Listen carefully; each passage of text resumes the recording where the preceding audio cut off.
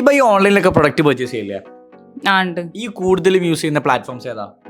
Nykaa, Amazon. Okay, for example Nike നീ ഒരു product select ചെയ്ത്, അപ്പോൾ ഈ ഒരു പ്രൊഡക്റ്റിന് മറ്റ് ഓൺലൈൻ പ്ലാറ്റ്ഫോംസിൽ ഇതിനേക്കാൾ കൂടുതൽ റേറ്റ് ഉണ്ടോ ഇല്ലെന്ന് എങ്ങനെ ഐഡന്റിഫൈ ചെയ്യാറുള്ളത്? അതിൽ പോയിട്ട് സെർച്ച് ചെയ്ത് നോക്കുക, ഓരോ ആപ്പിൽ പോയിട്ട്. അപ്പോൾ ഈ ഇപ്പോൾ വീണ്ടും ഫ്ലിപ്പ് പോവാ, ആമസോണിൽ പോവാ, ലൈക്ക് ഇങ്ങനെ പോകണം, അജിയോയിലൊക്കെ പോയിട്ട് മിൻട്രയിലൊക്കെ. എന്നാൽ ഇതിലും വളരെ ഷോർട്ടായിട്ട് വളരെ സിമ്പിൾ ആയിട്ടുള്ള ഒരു മെത്തേഡ് ഉണ്ട്. എന്താ അറിയോ?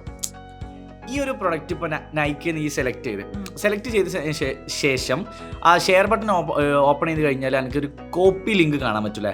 ലിങ്ക് കോപ്പി ചെയ്യാം. എന്നിട്ട് ഇപ്പോൾ ഈ സഫാരിയിലോ അല്ലെങ്കിൽ ലൈക്ക് നോർമൽ ഗൂഗിൾ ക്രോം ബ്രൗസറിലോ പോയതിന് ശേഷം നമ്മൾ ഈ ലിങ്ക് പേസ്റ്റ് ചെയ്യാം.